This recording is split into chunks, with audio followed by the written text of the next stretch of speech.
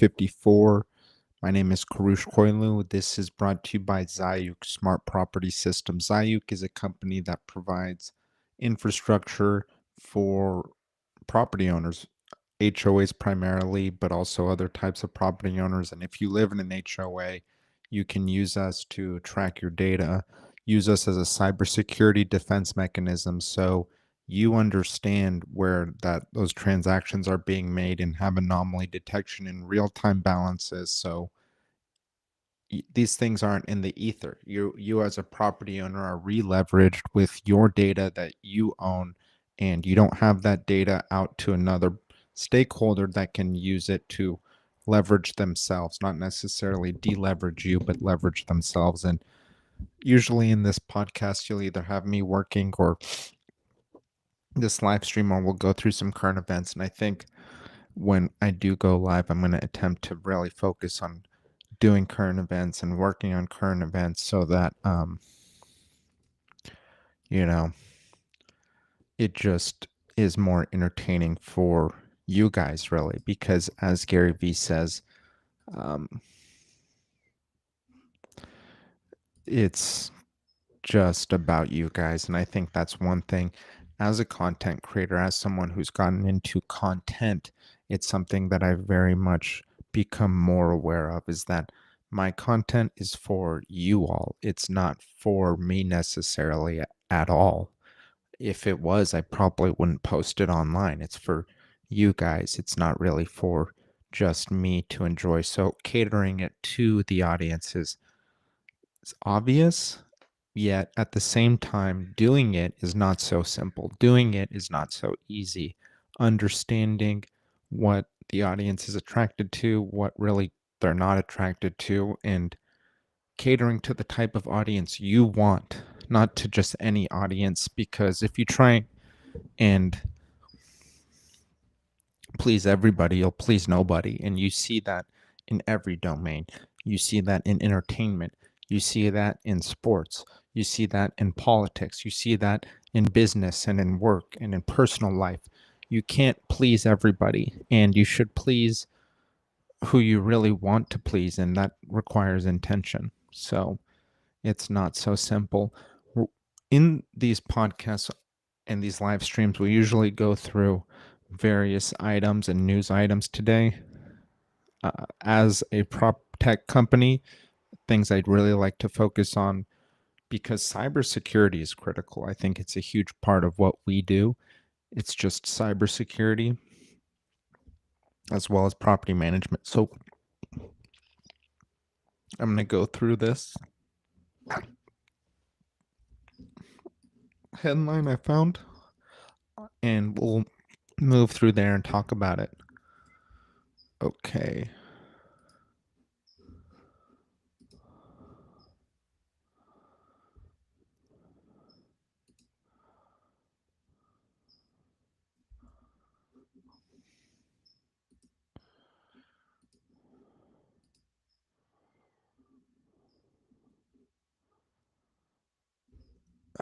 Okay.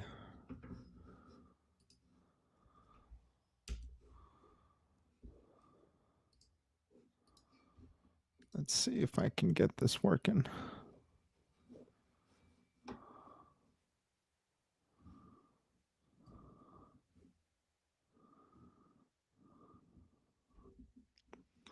Yeah. I'm just going to read it out loud. 2 Miami-Dade condo owners arrested after confrontational HOA board meeting. They make it hard to get records, quote unquote. This is by Joan Murray in CBS News. Loud confrontational condo board meeting at the sprawling Commodore Plaza community in Aventura ended this week with the arrest of 2 unit owners. I'm not going to name them. A former board member, at least one of them, were arrested for trespassing after repeated warnings. 2 owners said they have been trying to get financial questions answered, worried about the cost of likely assessments that they fear will run into tens of thousands of dollars for residents. The complex is nearly 60 years old and is undergoing a 50-year recertification that requires a major structural work. Asked him to leave, and he seem to have refused. Owners asked questions about money spent. Board makes it hard to get records. One of these people said spent 15 hours in jail. Another reported that their son had to bail them out. Arrest came as Florida homeowners faced new burdens following the Champlain Tower collapse, which claimed 98 lives. Florida lawmakers passed stricter laws for structural soundness and greater condo board transparency. However, these new rules have resulted in heavy assessments for some homeowners to pay the cost of renovations. Following the arrest, the Commodore Plaza sent 2 letters to homeowners to explain the incident. Several owners engaged in disruptive content, interrupting speakers, failing to follow directions. A former Broward prosecutor and current real estate attorney not involved in the case said police have discretion to make an arrest after repeated warnings, even at a communal condo community center. While residents have the right to ask questions, they should be prepared for potential consequences. Advise residents seek help first from the city and county officials when they have problems with their board. And a court hearing is scheduled. That is an extreme case when you have people arrested. It goes to show how sensitive this topic is, especially in Florida, where you had a litany of problems. You have government with probably excessive requirements too quickly, especially financial reserves requirements. And you have people, also a very disruptive climate, which led to the Champlain Towers incident. It was beachside. There was erosion in the garage. It was well documented. Nothing happened. So there's a litany of issues. You have government requirements that were very quick on the turnaround. You have a very corrosive environment, literally, in regards to sea and sand and salt. And you have also an aging population. Florida has a large amount of seniors. A lot of these communities are 55 and up communities. You have inflation along with many people are on Social Security, which is a set amount. So when inflation comes, their increase in pay might not come. And then once you put assessments on that, that's another burden you didn't expect. It becomes difficult to manage, and that's why here you have tensions that rose significantly. All right.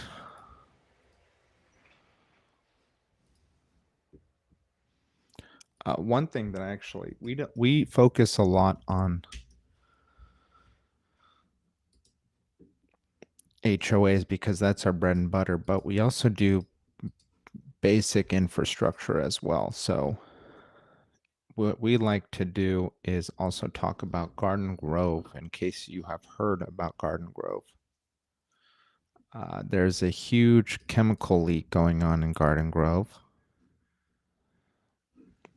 Compromised chemical storage, GKN aerospace facility, unprecedented emergency. President's administration is engaged in monitoring the situation in Garden Grove. Garden Grove is a town in a suburb outside of Los Angeles. It's right on the south side of Los Angeles.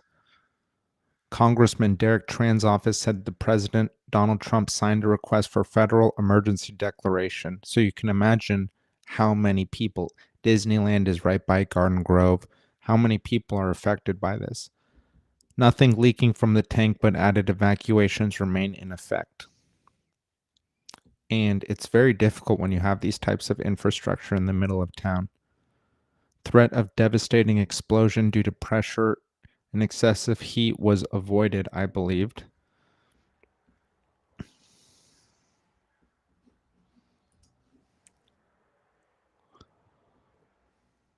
No longer a threat of explosion. GKN aerospace facility in Garden Grove. Final 16,000 evacuated Orange County residents to return home. Initially, 50,000 residents were evacuated from their homes last week. Tank carrying 6,500 gallons of highly toxic chemical methacrylate MMA became unstable last week, causing the tank to heat up uncontrollably. For a few days, officials said the tank would either explode or spill out, and either outcome was inevitable. Eventually, it cracked the tank, allowing pressure to release and eliminating the threat of BLEVE, which stands for Boiling Liquid Expanding Vapor Explosion. Crews worked a risky mission to confirm that the pressure had been released and to remove weather insulation. This is a very scary thing for hazmat people. A threat remained for fire or explosions. Firefighters continued to try to get the tank to stabilize. Investigation into what caused the material in the tank to overheat is ongoing. I'm very interested to understand what happened there. Very likely, I mean, you have to wait and see what happened. It could have been an incident, it could have been a maintenance issue. You have no idea. And so it's interesting. We'll certainly keep our eyes on it because it's something that is infrastructure, and that's what Zayuk does, smart property system. If you have a tank, that's an asset, and we are a system-based company, which means we understand the complexity of these things. When you have a building or a storage tank, there's multiple components in that. And just the understanding of where those components are, their state at any given time, needs to be a little bit more effective. So let's check this out, see if there's anything else. There's a rogue drone. There's always a rogue drone in these types of things. And that's illegal. I mean, you need to have federal approval to fly your drone. And usually there can often be zones where the federal government says you can't fly here, or you might be in the way of a aircraft. So even understanding where you're allowed to fly is not that obvious. I mean, people who don't have, I have a Part 107, which is a professional certification for drone operations, and it's not obvious, that stuff. It's not necessarily rocket science, but it's not obvious where your correct air zone is and what altitude you can go to and what your limit is and the process to do it federally. It's not that obvious, or even understanding what your limitation is across multiple jurisdictions. It's not that obvious. So people run a huge risk, I think, because if you have a drone, I know in San Diego, I believe there was a drone incident where people were flying drones close to the airport, and San Diego is in the middle of the San Diego airport is in the middle of downtown. So you can see, or it's right by downtown. So you can really fly a drone up there pretty easily just off of a roof or something, or even in the park right before the runway. And you're not allowed to fly there. If you reference the federal mapping of San Diego, you would know you're not allowed to fly in that area at all, at any elevation. If you're like, I don't even know how far, maybe if you're off the airport, the zones start opening up, then it goes 50, then it goes 100 feet, eventually 400 feet when you get miles out of the zone of the airport. But if you're just flying a drone up there, you have the risk of really causing chaos.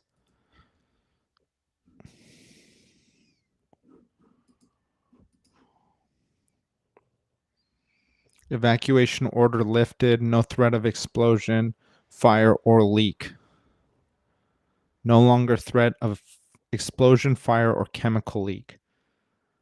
All evacuation orders were officially lifted last night, 7:30 p.m., allowing the final 16,000 evacuated residents to return home. Initially, 50,000 were evacuated, again, carrying toxic chemical methyl methacrylate. Let's find out what that's for.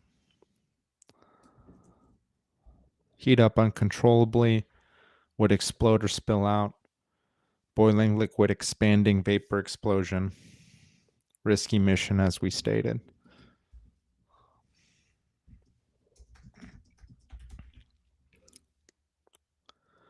Manufacture acrylic plastics and resins. Interesting. Cosmetics, healthcare and dentistry coatings and adhesives, shatter-resistant glass. Highly toxic, flammable, and a strong acrid odor. Wow.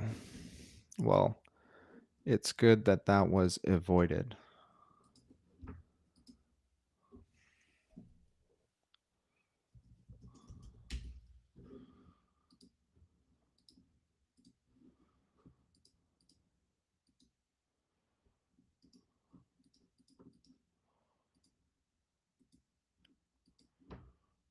Okay, so now we will move on from there back to HOA and property.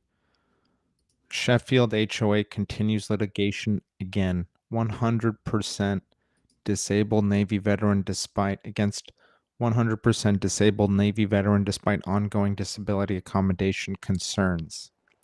This is in Columbia, South Carolina. Americans prepare for the 250th anniversary of this country.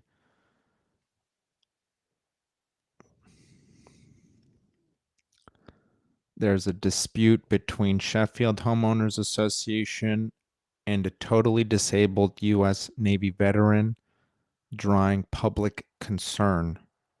Served his country during a distinguished 10-year naval career, 1978 through 1988, including aboard the USS Nimitz during the Iran crisis. Prolonged litigation over small outbuildings located near a county-controlled drainage easement behind his residence in the Sheffield subdivision in Lexington County, South Carolina.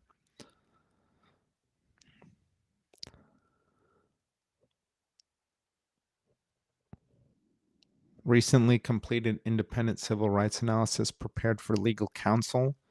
Structures involved in the dispute were allegedly being used to store medical related equipment, including mobility devices, oxygen related supplies, and other disability related items connected to the veteran service connected conditions.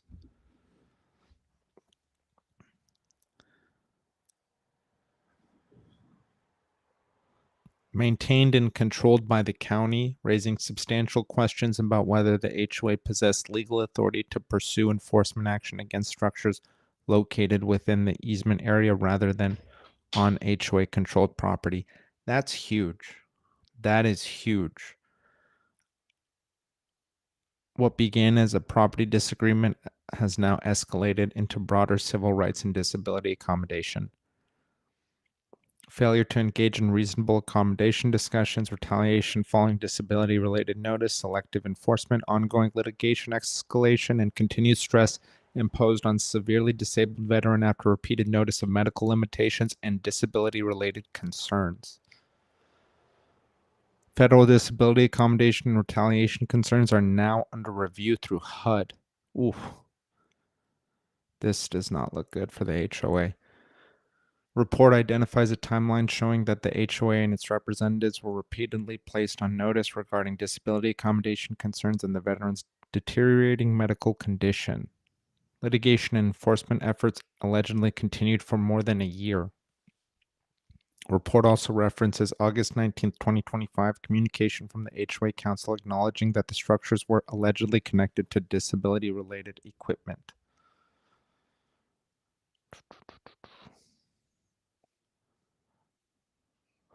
Growing public interest, not only because of the veteran's military history and condition, but also due to larger questions involving HOA authority, treatment of disabled residents, easement enforcement, disability accommodation obligations, selective enforcement practices in the handling of federally protected disability issues under the FHA. Separate civil rights investigative review was completed. in coordination with legal counsel. So that is a very difficult situation. And you have to be careful as an HOA as well that you don't break the law. We saw this in Florida where an HOA banned weapons, and we can actually move on to that. And it's not working out well for the HOA. It seems that even the state's attorney general has issued a warning to Port St. Lucie HOA over firearms ban. Violates state law and could lead to legal action. So this is serious. When the state is threatening the HOA for a ban on firearms. So you have to reference your state's laws when you start making legislation, because it's going to cost you money to make the change, and now it's going to cost you money to reverse the change, and now you have to waste probably your manager's time, your lawyer's time getting involved in this, and it's just a lot when it didn't need to happen at all. It's a lot.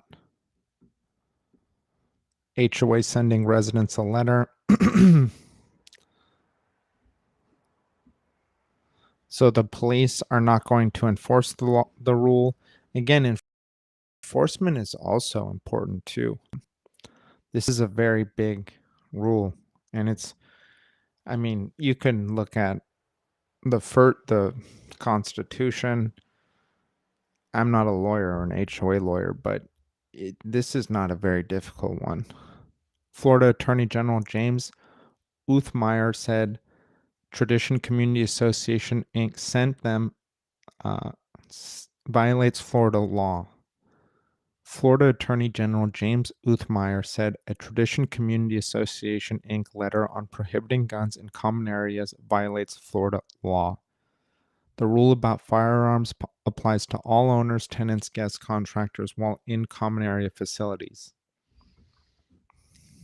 Uthmeyer referred to Florida Statute 790.2514E, which states no public or private employer may terminate the employment of or otherwise discriminate against an employee or expel a customer or invitee for exercising his or her constitutional right to keep and bear arms. The rules infringes upon a fundamental constitutional right and is unenforceable, is what Uthmeyer said. And he gave the association until June 1 to confirm in writing that it will not enforce the firearm rule. If the association refuses, he and his office will take appropriate action to enforce the law. That's huge. Let me see if that's been updated. I don't think that they're going to be able to do that.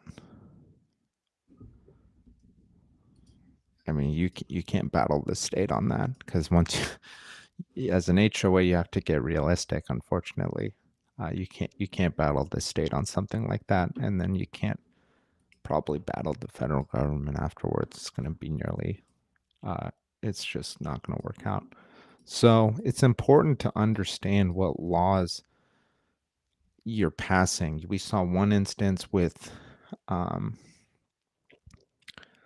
disabled veteran, lots of question marks in the way that law was being passed. And there's some question marks about whether those structures were even on HOA-owned land or government-owned land, administrative land that's not part of the HOA. Huge issue.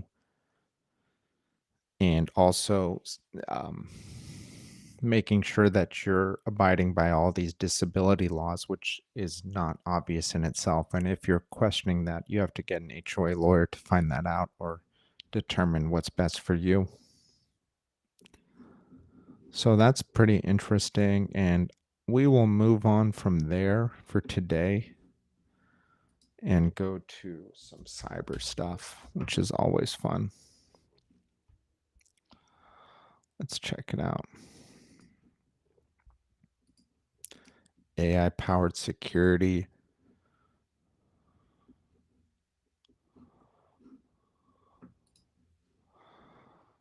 Let's check this out. New phishing tool is allowing cyber attackers to get access to Microsoft 365 user accounts. FBI issued a warning. Phishing platform Kali 365 was first seen in April, primarily distributed through the messaging app Telegram. Attackers can bypass multi-factor authentication. It starts with the lure, typically a phishing email impersonating a trusted source, like a document sharing service, contains a device code with instructions to voice a legitimate Microsoft verification page and enter the code. Once you navigate, you'd be unwittingly authorizing the attacker to access your information. From there, they can capture authorization tokens and that grant them access to your 365 software. So that is a phishing attack hardcore. Kali 365 makes it easier for unskilled attackers to steal authorization, using AI-generated phishing lures and target and track individuals in real time. That is incredible.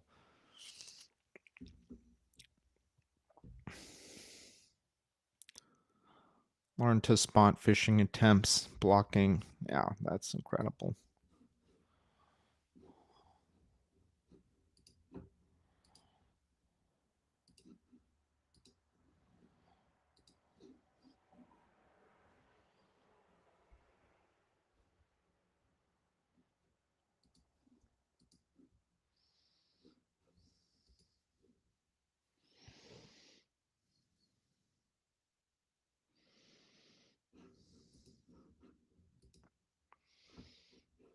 All right, everyone, that's it for today. Thank you for care. And yeah, take care.